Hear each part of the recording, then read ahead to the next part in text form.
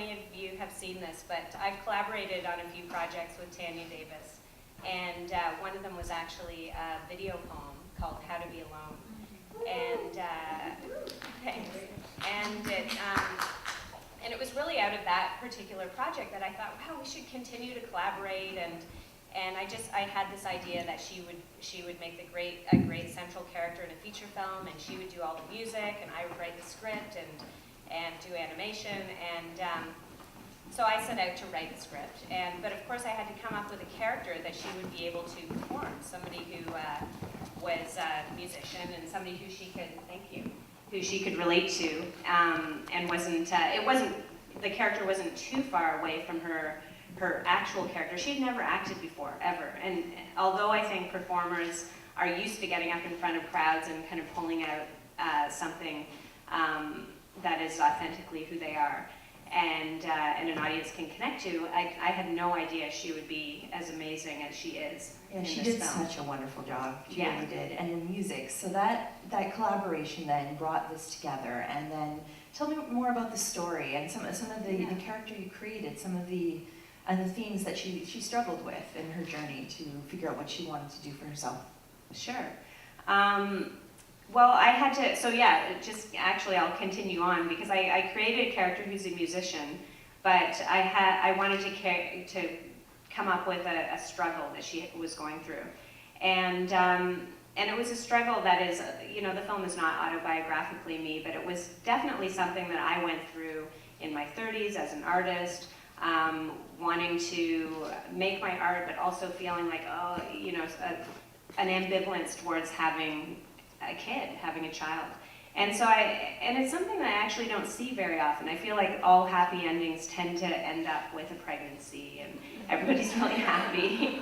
And I seem to write stories where they end up either in abortion or alone or not having a baby. So I think that part is something that I relate to, in that I don't necessarily think you need to have the baby to be happy. And one of the things that I was going through in my 30s was the only time I ever wanted to have a kid was when I was either depressed or unemployed or single, like when everything was going wrong. And so I thought, well, I wanted this character to have this conundrum where it was easier for her to do that than to actually take this incredible leap of faith and face the music, which happens to be her own music, and do what scares her the most.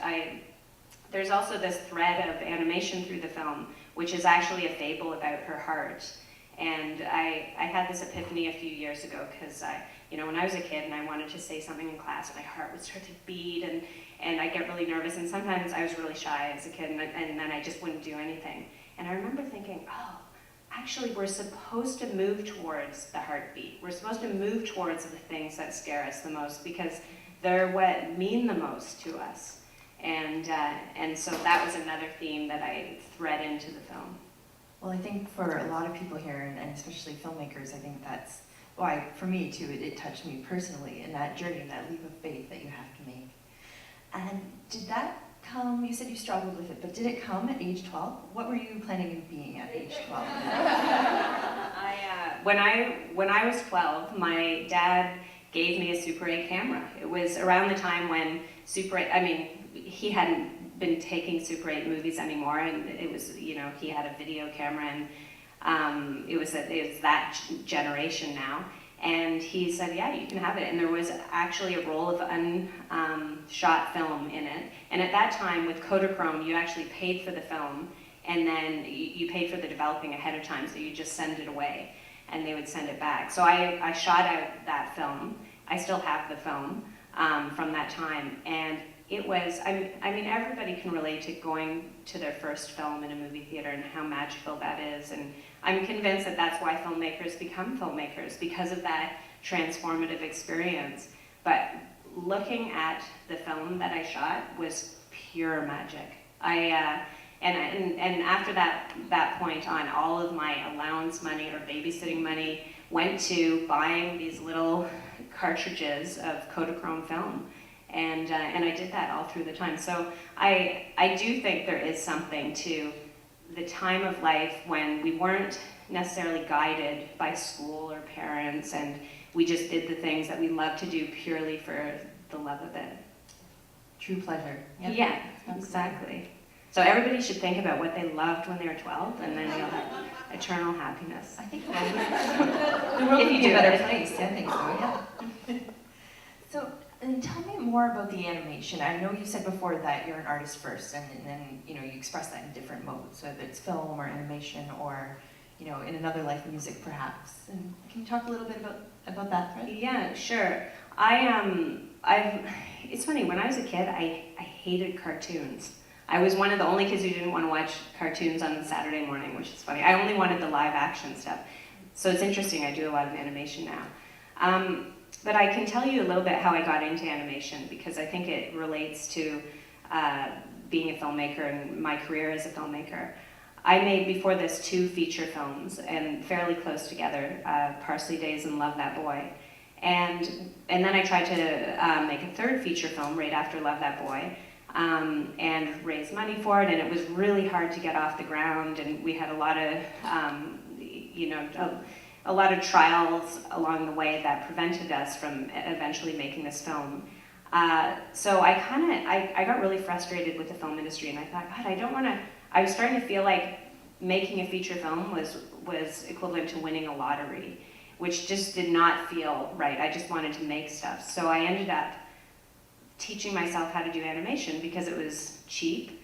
You didn't need that many materials. You didn't need many people. It was something I could just do at home. And it was sort of from maybe 2005 to 2010, I just taught myself really rudimentary animation. And I draw and paint, and that comes naturally to me. But you really don't even have to do that. I mean, and I taught myself at the School of YouTube tutorials by lots of young boys, one of my teachers, and I'm eternally grateful for them, for their education. And the animation, obviously, in the movie is not that sophisticated. It's very old school. Most of it was done painting watercolor and then scanning thousands of sheets of paper and putting it together in Final Cut Pro. But yeah, that's the story of how I ended up doing animation. And then I just love how animation with live action can really tell another layer of the story. And I had used that in the video poem, How to Be Alone. And it really just, I think part of why the poem, other than that it is so incredibly beautiful what Tanya has written, but I think part of the appeal is just that it does have this sort of whimsy and layer that is that takes us somewhere else, a little bit fantastical. So I wanted to do the same. Well, I think it hits the emotional tone as well, and it can be really affecting, and it literally highlights what's happening in that scene. So thank you for that. It's beautiful. Let's see. I have a million more questions, but I want to open up to the audience as well. Does anyone have a particular question for Andrea? Not yet? Yes? Yeah, I was wondering, did you have telephone backing from the beginning, or did you sort of develop it from a certain point and then it came on? Yeah, that's a good question, just about funding in Canada and whether or not I had telephone funding right from the beginning. And there's a certain amount that I like to do in development where I don't have anybody guiding me, or I don't have to answer to anybody. And so no, in the beginning I started working on this film the fall of 2010. In fact, it was when Tanya and I came here for the St. John's International Women's Film Festival with How to Be Alone, exactly 4 years ago. And we were sitting down in a cafe down on, I don't know, maybe it was Which one? what? So I know, it was cafes like, it wasn't the Rocket, but it was around there, and I don't even know if it exists anymore. But we were there, and that's when I said, I think I should write a feature film that you should be the protagonist of. And Tanya was really like, okay, go for it. So that was 4 years ago, and I probably spent a year just I don't know, just thinking about it and allowing it to float around my mind, all these different scenarios and ideas, and I'd present them to her, and she was great, because she was sort of my bouncing off person for that year, and I just felt really free. And then after that, I gave the idea that I felt pretty certain I wanted to use, and it was just a treatment, it wasn't a full script, to my producers who were interested in working with me, and they really liked the idea. And of course, right from the beginning, I was thinking of marketing and audience and what I had at hand. You know, all these things when you're making a low budget feature. This would be considered a low budget feature, even though it was the highest budget I've ever worked with. It was $1 million, and which seems huge and also tiny. It's amazing how you saw the people in the credits. All of those people have to be paid, and anyway, in a lot of ways, working with a tinier budget where you're more flexible and you don't have to go through the union route, it gives you a little bit more freedom. But all this to say, yes, then Telefilm came on after that. And Telefilm we are so lucky to have Telefilm. If anybody in the audience doesn't know who they are, they're our federal financiers of film in Canada.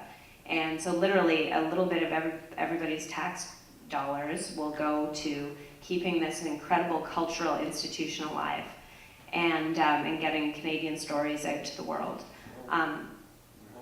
We hope, yeah. No, and not everybody agrees with this, right?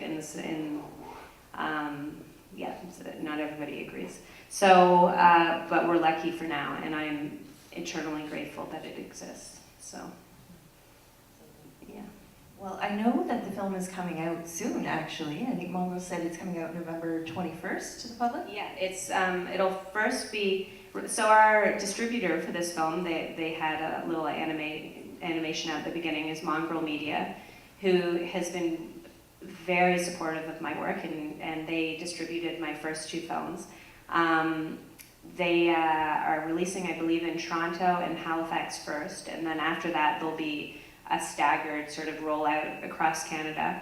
But as you can see, there are no big movie stars in the film, and therefore no real way of marketing it the way that films and movie theaters are marketed these days. I may suggest, if you tweet, So everybody Mongrel Media Heartbeat Movie. Yes.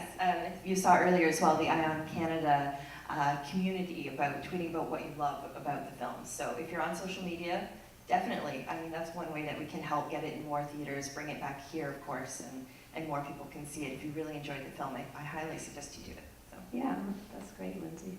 I never think of actually saying anything like that. I mean, well, you know, that's how we, I think, met before the film even was through Twitter these days. So you can reach out to people this way. It's really, I don't know, it's an exciting time, and to be able to promote our films that are lower budget and don't always get as big a release as we would like them to, or at least not off the bat. We can help build that momentum. Exactly, yeah. And if the audience wants it, if they're there, yeah.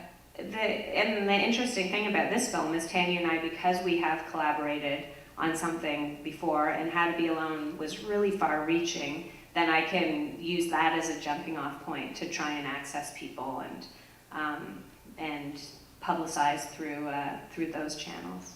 And she's also on Twitter. Yes.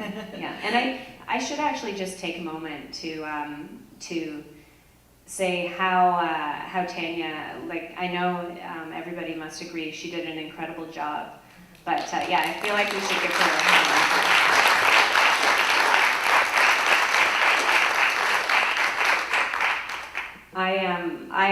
The first time I heard Tanya Davis's music was in 2006, and I just heard her, it was her first album, and I was floored. She is one of the most beautiful and authentic singers and poets I had ever heard. Her honesty through her lyrics and words is, I feel like it is profound. So one of the things I hope is that this film will be a huge advertisement for her and to get people to listen to her music. She has 4 albums already. This is the 4th. You can actually get the soundtrack online. I was just going to ask. Yes, yeah. Where? I think it's on Bandcamp right now. But if I have just a Facebook page, a fan page for my films, and whenever I have anything that's up, I put it out there. And on that, if you went to that, it's just Andrea Dorfman Films. There is a link to where you can buy the album. I think it's $10 for a download. Awesome. Yeah. After the show. Does anyone else have any more questions? I just have a comment. You have so many themes interlayered that, that would be a great way to advertise this film. Did you have any ideas? Well, it's funny, it's sad, there's mental health in it, there's careers, there's sexuality choices, there's wanting to have a baby, there's a community that's supporting the baby, the depression, the colic baby. There's so many things in it. This is fantastic. Yeah. Oh, thank you. It's funny because I don't, as a filmmaker, you spend so much time writing. So you can infuse it with so much. And then, like, I even have a layer of the film that nobody gets, but I get. And it's that, okay, so in the birth scene, they're playing Debussy on the iPod.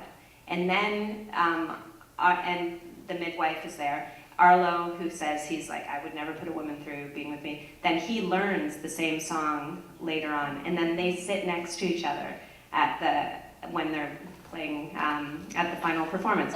Nobody gets that, and I'm like, what do you mean you don't get that? So when you're writing, you spend so much time that you can do these things that no one's gonna get, and anyway, so I appreciate that you actually said that there were a lot of different things, because I got that.